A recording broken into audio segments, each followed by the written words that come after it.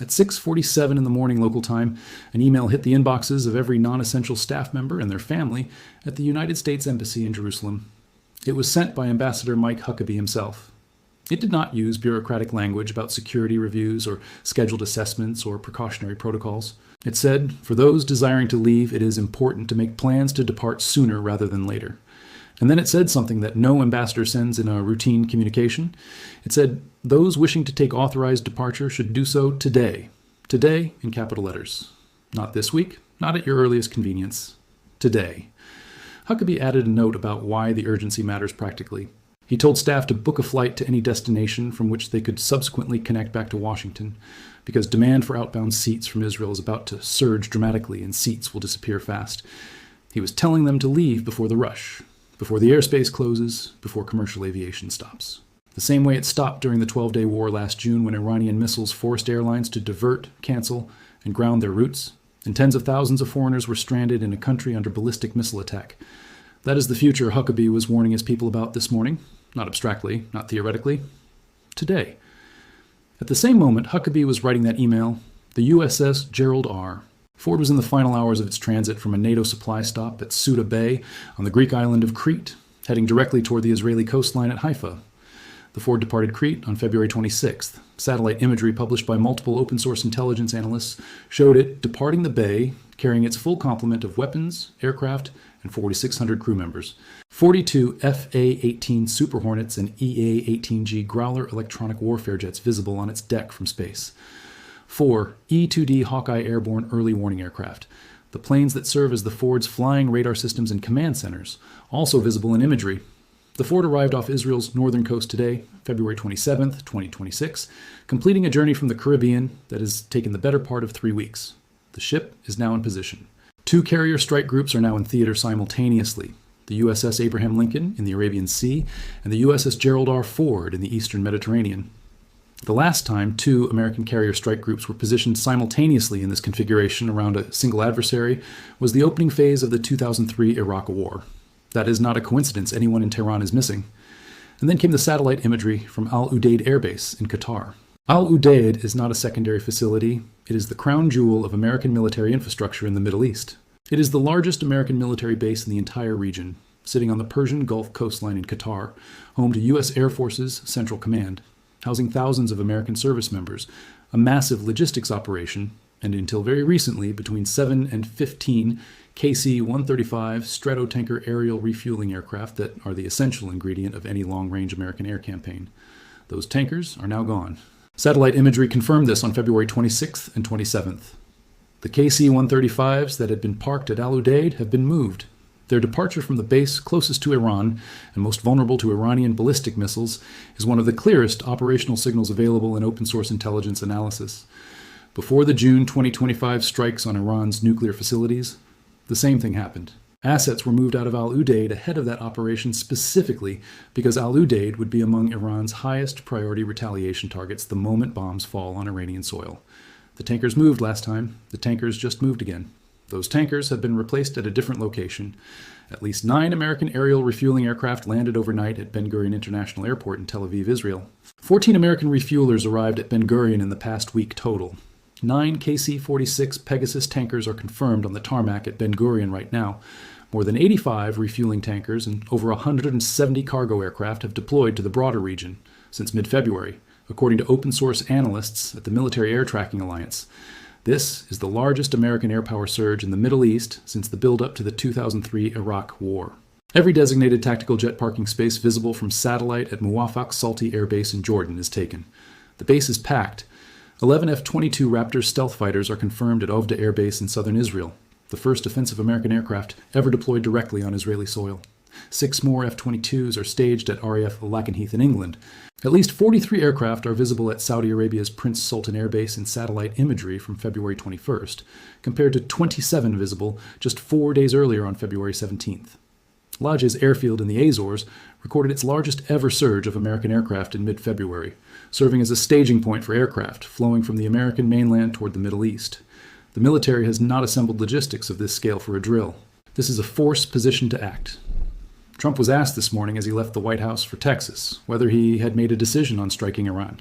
He said, "I'd rather not tell you." He then flew to Corpus Christi, Texas, where he told a crowd that he was facing a big decision, that it was not easy, and that Iran had been, in his words, blowing people's legs off and arms off for 47 years. He said Iran wants to make a deal, but has to make a deal that is meaningful. He said he would rather do it the peaceful way, but that they are very difficult people. Then, at a separate point during the day, Trump was asked directly whether a U.S. military strike on Iran could result in regime change. His answer was 3 words: nobody knows, not dismissed, not denied, nobody knows. That phrase contains the entire strategic ambiguity Trump is maintaining deliberately as the deadline ticks toward its final hours. Because Trump's deadline, which he set on February 19th as 10 to 15 days for Iran to make a deal or face really bad things, expires somewhere between March 1st and March 4th. Today is February 27th. We are inside the final window. What happened in Geneva yesterday, the 3rd round of talks that concluded without a breakthrough, explains in direct terms why the embassy is being evacuated today. The American delegation, led by Steve Witkoff and Jared Kushner, presented demands that have been confirmed by multiple sources, including CNN, NBC News, and the Wall Street Journal. Complete and permanent dismantlement of Fordo, Natanz, and Isfahan, the 3 primary nuclear sites. Transfer of all enriched uranium stockpiles to American custody. 0 uranium enrichment inside Iran with no sunset clause, meaning forever, not temporarily. Iran affirmed in the room that it would never seek a nuclear weapon. Iran said its enriched uranium stockpile could be blended down to the lowest level possible and converted irreversibly into fuel.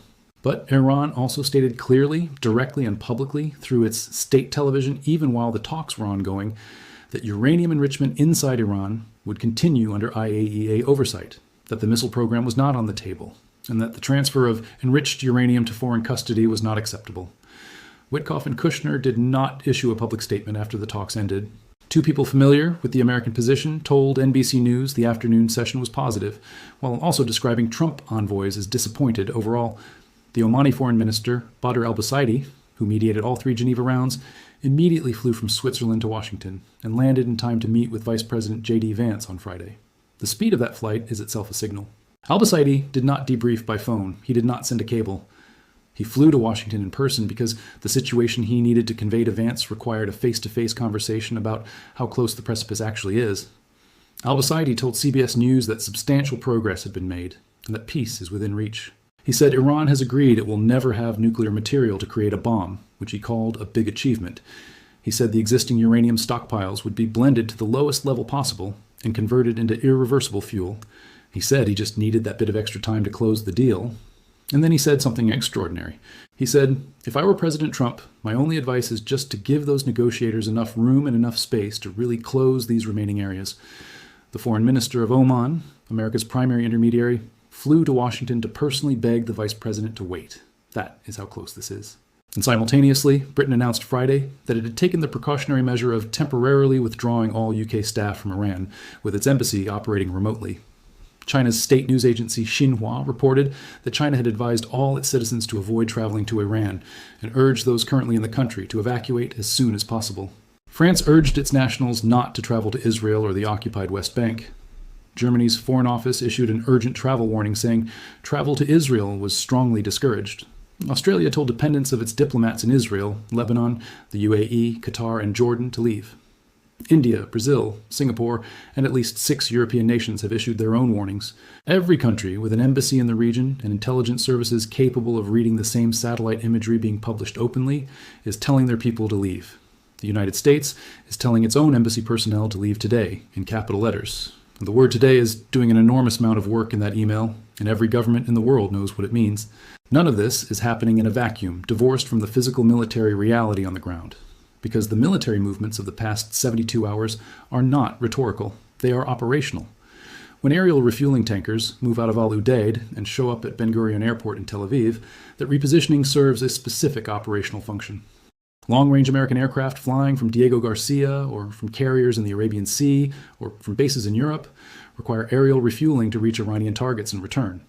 Moving tankers closer to the target set and to friendly Israeli infrastructure reduces mission transit time and increases the number of strike sorties that can be supported. When 12 F-22 Raptor stealth fighters deploy to Ovda in the Israeli Negev desert, those aircraft serve a specific role in a strike package against a country with integrated air defenses. The F-22 is not a close air support aircraft. It is not a logistics aircraft. It is a fifth-generation stealth air superiority and suppression of enemy air defenses platform. Its presence in the southern Israeli desert means American strike planners are factoring suppression of Iranian and potentially Hezbollah air defense assets into the opening phase of whatever operation they are planning. When the USS Gerald R forward positions its 42 aircraft off the coast of Haifa, rather than remaining in the central Mediterranean, it closes the distance to Iranian-aligned targets in Lebanon, Syria, and potentially northern Iran itself. The forward's air wing flying over Israel and Syria toward Iranian territory is longer than a direct route from the Abraham Lincoln in the Arabian Sea, but provides a second strike axis that complicates Iranian and proxy defensive planning. 2 carriers from 2 directions. That is not a defensive posture. That is an offensive envelope. And there's one more piece of the military picture that has received almost no coverage, despite being one of the most significant operational signals of the entire buildup. The American KC-135 tankers that vacated Udeid did not simply disappear.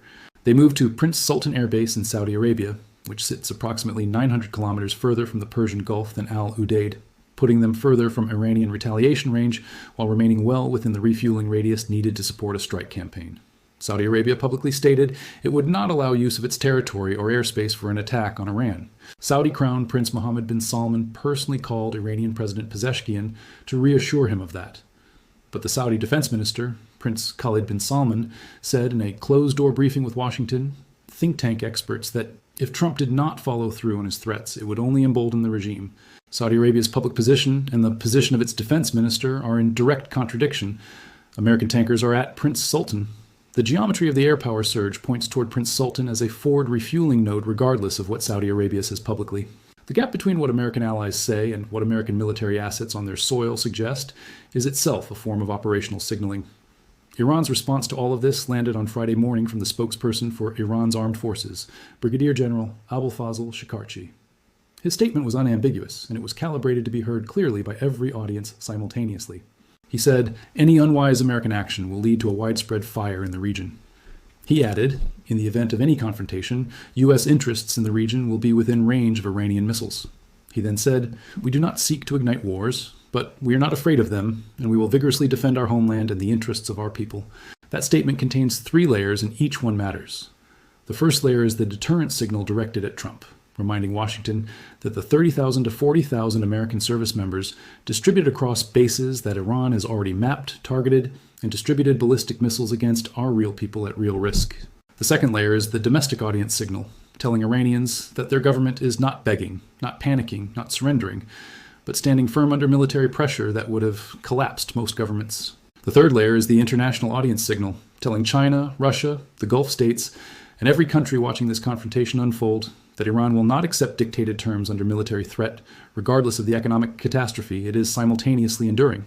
Iran separately filed a formal letter with the United Nations Secretary General stating in writing that, if attacked, all bases, facilities, and assets of the hostile force in the region would constitute legitimate targets in the context of Iran's defensive response, and that the United States would bear full and direct responsibility for any consequences. That letter is legally significant. It is Iran putting on record, before the attack that it believes is coming, the precise legal and strategic framework under which it will retaliate. Countries do not send letters to the United Nations Secretary General about hypothetical deterrence. They send those letters when they believe the scenario being described is about to become real. The question that every analyst, every government, and every person watching this unfold is asking is whether Trump will actually give the order. He said today he has not made a final decision. He said he would rather do it the peaceful way, but sometimes you have to. He declined to say if potential strikes could spiral into a prolonged conflict, saying only that there is always a risk. When there is war, there's a risk in anything. That is not the language of a man who has decided to go to war. It is also not the language of a man who has decided not to. What it sounds like is a president sitting at the edge of the most consequential decision of his second term, watching 2 carrier strike groups in position, watching tankers cleared from the base most vulnerable to retaliation, watching embassy staff being told to leave today, watching the Omani foreign minister fly to Washington to beg for more time, and genuinely not knowing whether the price of going is less than the price of not going. Vice President Vance said publicly that there is no chance of a protracted Middle Eastern conflict lasting years. That statement deserves to be interrogated with the seriousness it requires. In June 2025, Iran telegraphed its retaliatory missile strikes on American bases in advance, and those missiles were intercepted. That was a controlled retaliation by an Iran that did not want full-scale war. The scenario today is different. Iran's armed forces spokesperson has not telegraphed a warning. He has issued a categorical threat that any American action leads to a widespread fire in the region, and that U.S. interests throughout the region will be within range of Iranian missiles. That is not a promise to retaliate in a controlled and signaled way. That is a statement that Iran will strike American targets across multiple countries simultaneously. American bases in Qatar, Iraq, Jordan, Bahrain, Kuwait, and Saudi Arabia. American naval vessels in the Persian Gulf, the Arabian Sea, and the Eastern Mediterranean. American personnel embedded in Israeli military and intelligence infrastructure, managing retaliatory strikes across 6 simultaneous combat theaters, while conducting offensive operations against Iran's nuclear and military infrastructure, while protecting commercial shipping through the Strait of Hormuz, while countering Hezbollah in Lebanon should it open a front from the north, while managing Houthi escalations in the Red Sea, while monitoring Iraqi militia activity across the bases holding American troops, is a military problem of complexity that the phrase "no chance of prolonged conflict" does not begin to address seriously.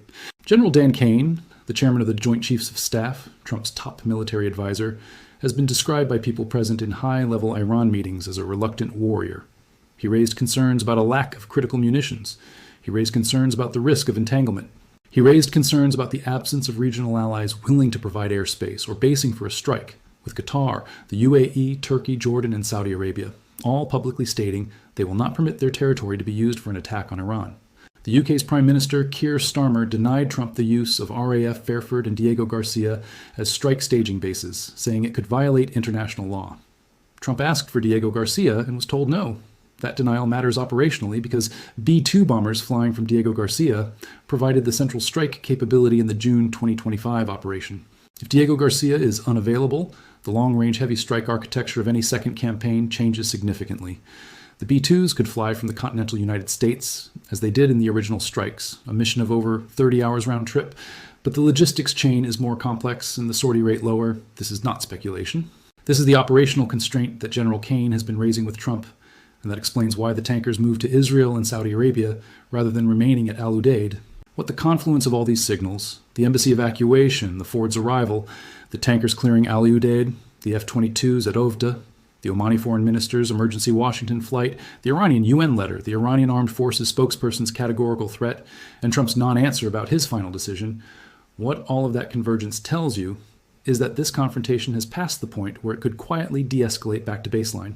The military's position to act, the diplomatic process has produced no agreement. The deadline is inside its final days. The logistics of a strike operation have been moving into place for 3 weeks. The people who know what is coming are leaving Israel today. Trump said he would rather do it the peaceful way. He also said, sometimes you have to.